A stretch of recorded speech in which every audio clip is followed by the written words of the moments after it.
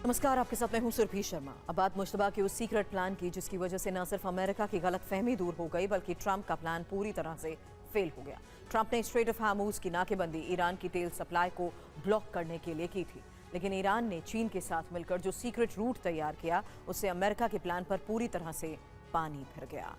Iran को लेकर Trump के एक के बाद एक कई दावों के बाद जब टीवी9 भारतवर्ष की टीम ने पड़ताल की तो वो सच सामने आया जिसके बारे में शायद ट्रंप जानते नहीं, और अगर जानते हैं तो उसके बारे में न तो अपने देश को बता रहे हैं और न ही दुनिया को।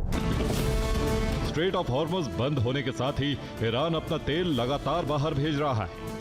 तेल व्यापार से जो कमाई हो रही है उससे ईरान न सिर्फ युद्ध लड़ रहा है बल्कि तेजी से मिसाइलें और ड्रोन तैयार कर रहा है। गुप्त रूट से ईरान की तेल सप्लाई और उसकी सैन्य तैयारियों को लेकर जो नई रिपोर्ट आई है उससे अमेरिका और इजराइल दोनों के हाथ पांव फूले हुए हैं। अमेरिका और इजराइल को लग रहा है कि भविष्य में ईरान उनके लिए बहुत बड़ा खतरा साबित हो सकता है।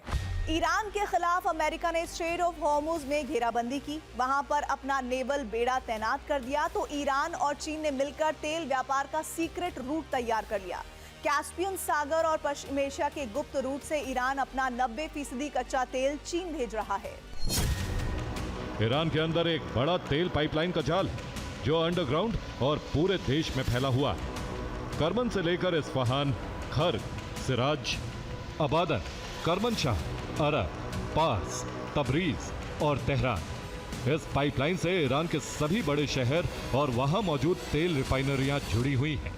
ये पाइपलाइन एक दूसरे से इस तरह से जुड़े हुए हैं कि ईरान के किसी भी कोने से तेल कहीं भी अंडरग्राउंड पाइप के जरिए कहीं भी पहुंचाया जा सकता है। ईरान पिछले कई महीनों से इसी पाइपलाइन के जरिए कच्चा तेल कैस्पियन सागर के तट पर मौजूद अपने नेका बंदरगाह पर पहुंचाता है।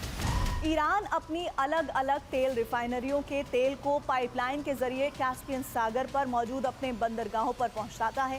कैस्पियन सागर के तट तक तेल अंडरग्राउंड पाइपलाइन के जरिए पहुंच रहा है, लिहाजा इसके बारे में अमेरिका को खबर तक नहीं लग पा रही। ईरान कैस्पियन सागर पर मौजूद अपने नेका बंदरगाह से शैडो ऑयल टैंकर के जरिए कच्चे तेल को कजाकिस्तान के अक्ताऊ बंदरगाह तक पहुंचाता है। कजाकिस्तान के अक्ताऊ पोर्ट से चीन के अलाशान कोऊ तक अंडरग्राउंड तेल पाइपलाइन मौजूद है। ये पाइपलाइन चीन की तेल कंपनियों ने तैयार कर रखी है, इसलिए ईरान का कच्चा तेल कजाकिस्तान के अक्ताऊ पोर्ट से सीधे चीन पहुंच जाता है। ईरान नेका पोर्ट से कच्चे तेल से भरे शैडो टैंकर भेजता है जो कैस्पियन सागर से होते हुए कजाकिस्तान के अक्ताऊ पोर्ट पर पहुंचते हैं।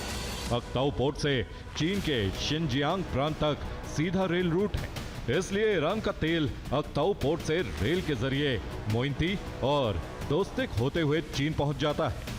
क्योंकि ईरान का तेल व्यापार बंद नहीं हुआ, इसलिए ईरान की तेल से होने वाली कमाई नहीं रुकी। तेल व्यापार से जो रकम मिल रही है उससे ईरानी सेना न सिर्फ जंग लड़ रही है बल्कि अमेरिका और इजराइल के खिलाफ लंबी जंग की तैयारी कर रही है।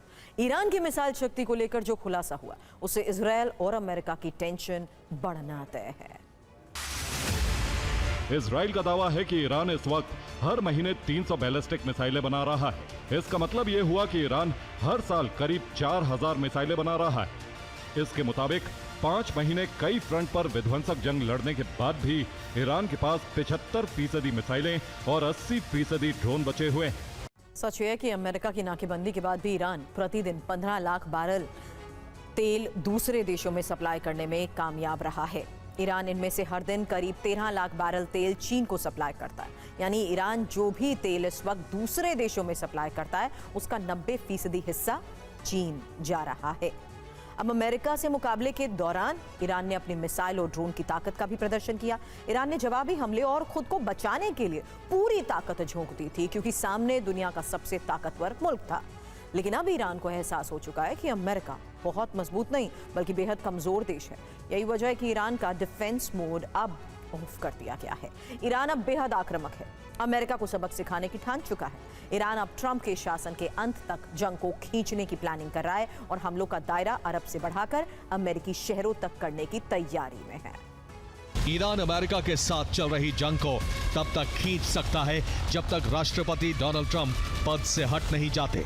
ईरान बहुत जल्द दुश्मन के इलाके में ऑपरेशन शुरू करेगा। ईरान की सेना को सुप्रीम लीडर मुश्तबा के आदेश का इंतजार है।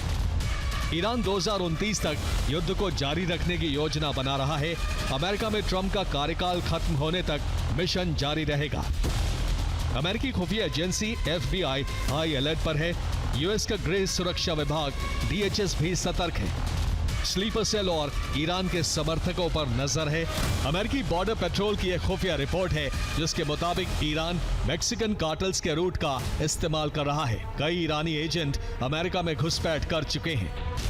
ईरान ने 2011 में वॉशिंगटन में सऊदी राजदूत की हत्या की साजिश रची थी। इस काम का जिम्मा कुद्स फोर्स के कमांडर अब्दुल रजा शहलाई को सौंपा गया था। इसके जरिए मेक्सिको के गिरोह लॉस जेटास को यह काम सौंपा गया, लेकिन ईरान का यह प्लान सफल नहीं हो सका था।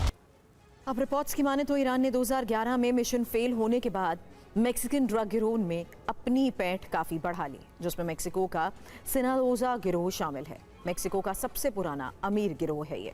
इसे एल चापो और इस्माइली एल मायो ने बनाया था। फिलहाल इस संगठन के सरगना एल चापो के बेटे हैं, वही इसे चला रहे हैं और दावा है कि IRGC हिजबुल्लाह के जरिए इस संगठन के संपर्क में भी है। इस गिरोह के जरिए हिजबुल्लाह ईरानी स्लीपर सेल्स की मदद करता है। गिरोह का प्रभाव अमेरिका में सबसे ज्यादा है। इसके गुर्गे कैलिफोर्निया, एरिजोना, टेक्सास, इलिनॉय और न्यूयॉर्क से लेकर फ्लोरिडा तक फैले हुए हैं। मेक्सिको के कुख्तार ड्रग तस्कर गिरोह कैलिस्को से भी IRGC के तार जुड़े हुए बताए जा रहे हैं और इसका पूरा नाम है कैलिस्को न्यू जेनरेशन कार्टेल। इसे मेक्सिको का सबसे हिंसक ड्रग सिंडिकेट माना जाता है और इसकी कमान कुआन कार्लोस और एल सापो के पास है। ईरान पर प्रतिबंधों के कारण वो अंतर्राष्ट्रीय बैंकिंग सिस्टम का इस्तेमाल नहीं कर सकते। वहीं दूसरी तरफ CJNG के पास अरबों डॉलर का ड्रग्स का कैश होता है, जिसे वो वैध बनाने के लिए ईरानी नेटवर्क का इस्तेमाल करते हैं। अमेरिका के एरिजोना, टेक्सास, जॉर्जिया, फ्लोरिडा में बड़ा प्रभाव है। ये गैंग जहां बेहद ज्यादा सक्रिय है। ईरान का कनेक्शन लॉस जेटास गिरोह से भी माना जाता है और ये साल 1990 में बनाया गया था। मेक्सिकन सेना के विशेष बलों से भागे सैनिकों ने इसे बनाया। गिरोह के ज्यादातर बड़े लीडर मारे गए या फिर जेल में कैद हैं। ईरान पर आरोप लगते रहे हैं कि 2011 में यूएस में हमले के लिए ईरान ने इससे संपर्क किया था। फिलहाल इस गिरोह का प्रभाव अमेरिका में बहुत सीमित हो चुका है। ये सिर्फ अमेरिका मेक्सिको बॉर्डर तक ही सीमित है। रिपोर्ट है कि Iran Wyoming, Utah, Nebraska, Colorado, new Mexico, Washington और कैलिफोर्निया को टारगेट बना सकता है। किनाहन ड्रग कार्टेल का संबंध IRGC के डार्क फ्लीट से है। किनाहन कार्टेल आयरलैंड का शक्तिशाली ग्रुप है। ईरान यूरोप के जरिए अमेरिका में घुसपैठ कर आ सकता है। ईरान की अमेरिका के खिलाफ प्लानिंग से अरब में डर है। UAE की तरफ से ईरान के साथ हमले न करने की डील हुई। UAE ने बदले में ईरान को बहुत बड़ी रिश्वत पहुंचा दी है।